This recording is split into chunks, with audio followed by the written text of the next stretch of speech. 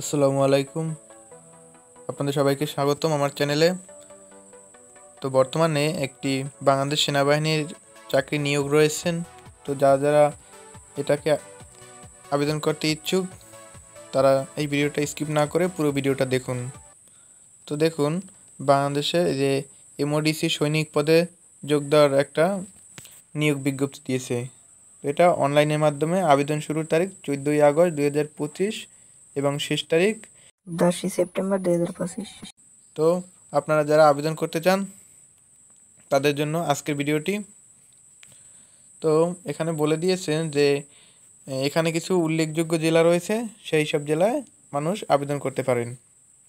তো এতে কী কী যোগ্যতা থাকা প্রয়োজন, কী কী আবেদন করতে কী কী প্রয়োজন, কী কী কাগজপাতি বা কত টাকা কি লাগবে, সেই সব কিছু আজকে ভিডিওতে আলোচনা করব।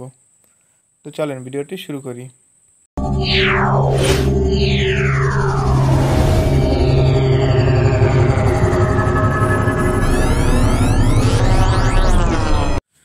অলরাইট, তো দেখতে পাচ্ছেন 2025 সালে এমওডিসি সেন্টার অ্যান্ড রেকর্ডস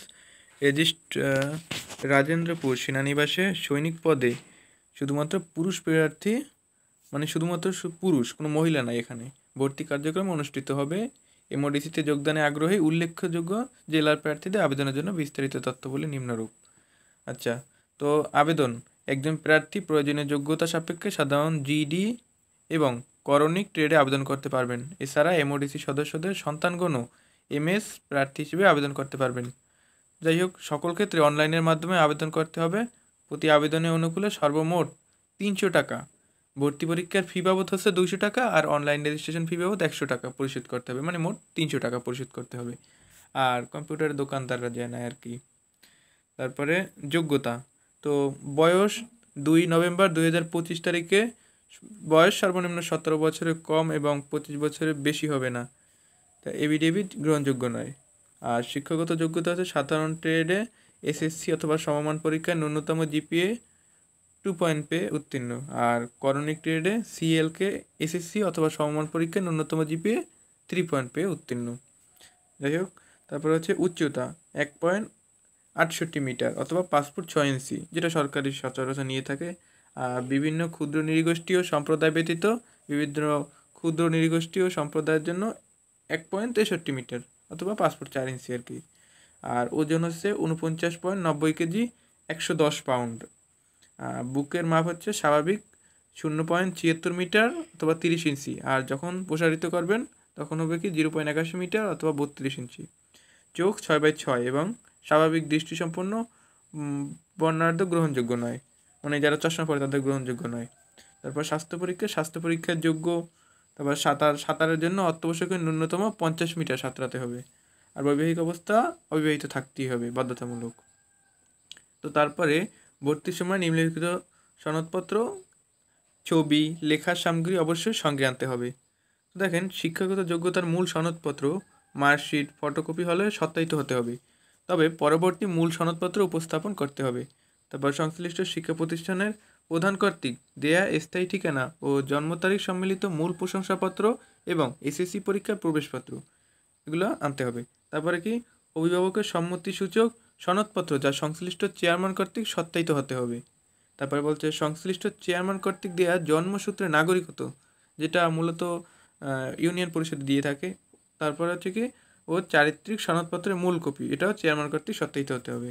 তারপর হচ্ছে নিজ জন্ম নিবন্ধন সনদপত্র এবং জাতীয় পরিচয়পত্রের সত্যায়িত ফটোকপি যদি থাকে, পিতামাতা ও জাতীয় পরিচয়পত্র অথবা স্মার্ট কার্ডের সত্যায়িত ফটোকপি, মানে তোমার পিতামাতার যে জন্ম নিবন্ধন এবং আইডি কার্ড, সেটাও সত্যায়িত হতে হবে আর কি। সদ্য তোলা পাসপোর্ট সাইজের 5 সেন্টিমিটার ইন্টু 4 সেন্টিমিটার, 6 কপি লাগবে। আর স্ট্যাম্প সাইজের লাগবে 2 কপি, তাও সত্যায়িত হতে হবে। তারপরে ছবির পটভূমি মানে ব্যাকগ্রাউন্ড হতে হবে আকাশি রং অথবা নীল, এবং যে পোশাক পরা থাকবে সেটা হতে হবে হালকা রঙের। অবশ্যই ল্যাব প্রিন্ট হতে হবে। লিখিত পরীক্ষার জন্য কলম, জ্যামিতি বক্স, পেন্সিল, স্কেল ও ক্লিপবোর্ড ইত্যাদি, এগুলো সাথে নিয়ে দিতে হবে যখন লিখিত পরীক্ষা হবে। আর উপজাতিদের ক্ষেত্রে উপজাতি প্রমাণস্বরূপ তাদের রাজা, উপজাতা, সিটি কর্পোরেশন, ইউপি চেয়ারম্যান এর সনদপত্র নিয়ে দিতে হবে। আর নির্বাচন পদ্ধতি, তারা নির্বাচন করবে আর কি: স্বাস্থ্য পরীক্ষা, শারীরিক পরীক্ষা, লিখিত পরীক্ষা, যেমন বাংলা, ইংরেজি, গণিত, সাধারণ জ্ঞান ও বুদ্ধিমত্তা ও সাক্ষাৎকারের মাধ্যমে যোগ্য প্রার্থী নির্বাচন করা হবে।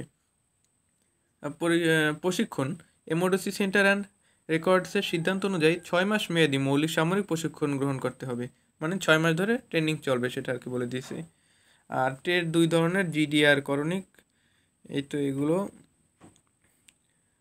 আর এখানে কোন কোন জেলায় সেটাও আমি আপনাকে দেখিয়ে দিচ্ছি। ঠাকুরগাঁও, নীলফামারী, বগুড়া, নওগাঁ, চাঁপাইনবাবগঞ্জ, রাজশাহী, সিরাজগঞ্জ, আপনারা একটু দেখে নেবেন আর কি। খুলনা, পিরোজপুর, ভোলা, জামালপুর, অনেক জেলাই রয়েছে। এখানে দেখতে পাচ্ছেন অনলাইনে আবেদন করার কিছু নিয়ম দিয়েছেন তারা। তো আমরা নিজেরা না দিয়ে এটা কম্পিউটারের দোকানে গিয়ে দেওয়াই ভালো। তারপরে দিয়ে দিচ্ছে, তাদের ব্রাউজার দিয়েছে, সেখানে গিয়ে কোন জায়গায় কি ক্লিক করে তারপরে আবেদন করতে হবে সেগুলো দিয়ে দিয়েছে। ছবি 300x300 দৈর্ঘ্যপ্রস্থ এবং ফাইল সাইজ 100 KB হতে হবে। আরও অনেক ধরনের তথ্য দেওয়া হয়েছে, তারা আপনারা চাইলে দেখে নিতে পারেন। আর এখানে এই যে 300 টাকা, এটা ট্যাপ অ্যাকাউন্টের মাধ্যমে দিতে হবে। TAP একটা অ্যাকাউন্ট রয়েছে, সেই অ্যাকাউন্টে কীভাবে করবেন তারও নিয়ম এখানে দেওয়া হয়েছে। তো আমার মনে হয় এটা এসে যে দোকানে যেখানে গিয়ে আপনারা আবেদন করেন সেখানে মানে গিয়ে করাই ভালো আর কি, নিজের না করে। তো যাই হোক, এখানে আপনারা আবেদন করবেন। তো এখানে একটা কথা বলে দিয়েছে, স্থায়ী স্বাস্থ্য সমস্যার জন্য একাধিকবার অযোগ্য বিবেচিত প্রার্থীগণকে আবেদন না করার জন্য অনুরোধ করা হলো। মানে যারা বারবার সেনাবাহিনীতে আবেদন করেছেন এবং স্থায়ী যে স্বাস্থ্য সমস্যা রয়েছে সেই সমস্যার জন্য আপনারা বাদ পড়ছেন, তারা যেন আবেদন, মানে তাদেরকে নিষেধ করা হয়েছে আবেদন করার জন্য, কারণ তারা আবারও বাদ পড়বে আর কি। কারণ এই একই সমস্যা, স্থায়ী সমস্যা, তো সেটা সচরাচর যেতে চায় না আর কি। তো আশা করি বিষয়টা সবার কাছে ক্লিয়ার হয়েছে। যারা যারা আবেদন করতে ইচ্ছুক তারা 10ই সেপ্টেম্বরের ভেতরে আবেদন করে ফেলবেন। তো দেখা হবে পরবর্তী কোনো ভিডিও নিয়ে, ততক্ষণ ভালো থাকবেন।